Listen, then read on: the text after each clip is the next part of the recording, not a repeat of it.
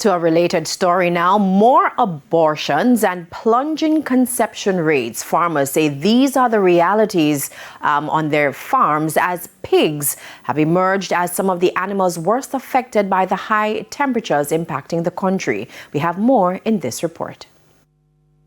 Temperatures are climbing locally and the Jamaicans are feeling the heat. The situation has prompted an alert from the Health Ministry for people to take precautions and prevent potentially deadly heat-related issues. But it's not just humans who are boiling up. Animals have not been spared, and some are worse off than others. Pigs are one of those animals that don't possess a sweat gland. So in excess heat like now, you find that it affects them tremendously negatively. It reduces their feed intake.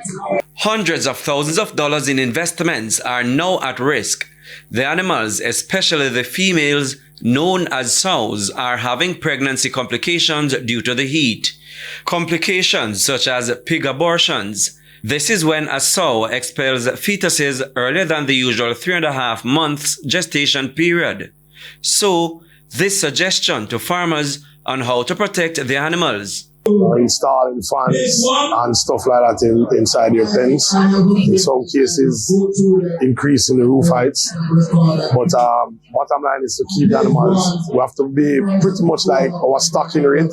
The number of pigs we probably use per square footage, we have to reduce it during the summer period so that less heat is developing the pens.